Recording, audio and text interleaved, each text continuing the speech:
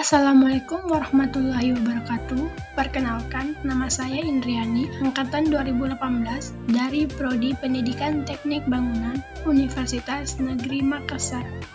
Tugas ini dibuat guna memenuhi ujian tengah semester mata kuliah Teori Dasar Arsitektur dan Estetika. Selamat menyaksikan. Bagian 1. Pada bagian ini, saya akan menyebutkan kegiatan pertemuan pertama hingga ke-7.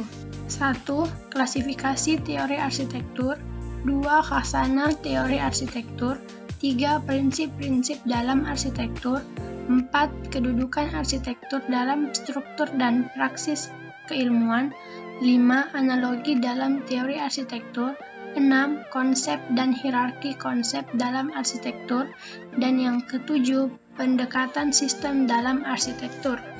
Bagian 2. Teori prosedural, metodologi desain. Pada materi ini sangat sensitif dan serius. Proses desain yang dilakukan sangat sulit untuk kita mengintroduksikan maupun mempersiapkan prinsip-prinsip desain yang sesuai untuk penataan budaya yang berlainan tanpa pengetahuan. Dalam teori substantif yang baik dan kokoh serta teori yang sah, secara eksternal merupakan pusat pengembangan dari tujuan yang dibutuhkan untuk membuka masalah desain dan mempersiapkan prinsip-prinsip yang digunakan untuk memenuhi tujuan tersebut. Bagian 3. Geometri adalah ilmu dasar tentang bentuk dan urutannya. Geometri dapat dilihat juga sebagai ilmu struktural. Desain arsitektur didasarkan pada struktur geometris yang dikembangkan dari gagasan transformasi.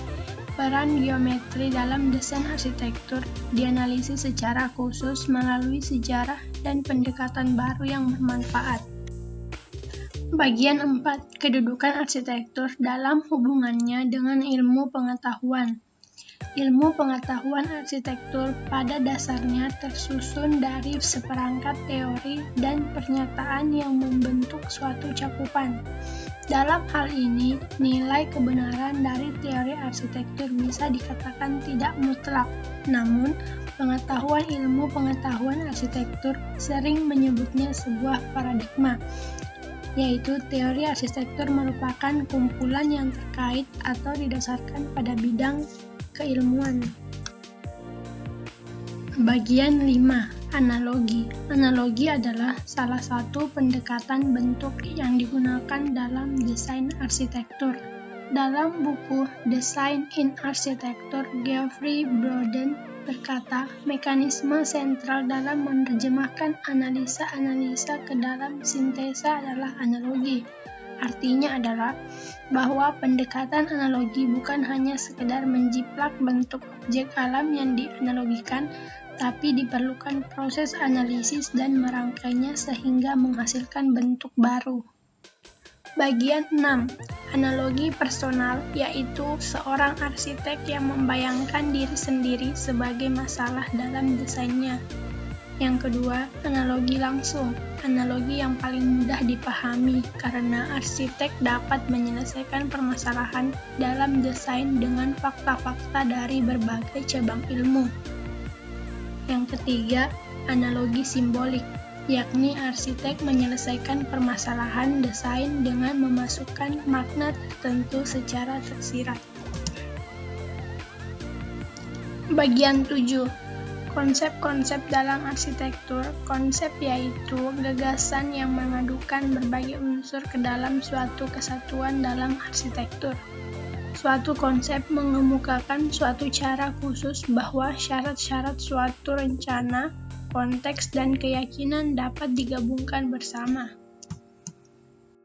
Adapun beberapa konsep. Yang pertama, konsep metafora, yaitu kiasan atau ungkapan bentuk diwujudkan dalam bangunan dengan harapan akan menimbulkan tanggapan dari orang yang menikmati atau memakai karyanya.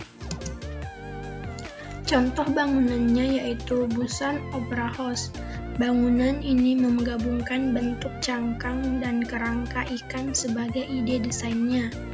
Yang kedua, konsep pragmatik, Konsep yang dikembangkan berkisar persoalan-persoalan yang pragmatis yang diidentifikasi dari program sebuah bangunan. Konsep ini merupakan tanggapan langsung dari pemecahan masalah.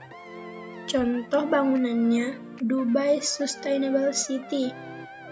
Ide rancangan bangunan dan lingkungan hemat energi dengan memanfaatkan tenaga surya sebesar 60% sebagai sumber energi pada masing-masing hunian dan mengonsumsi energi air sebanyak 30%.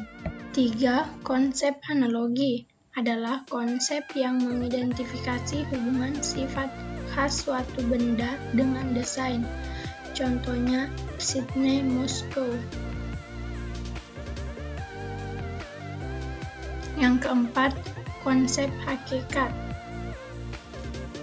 Konsep yang mengandung pengertian aspek yang paling penting dan intrinsik dalam desain. Konsep ini merupakan hasil penemuan dan identifikasi pokok masalah. Contohnya, Monumen Nasional atau Monas.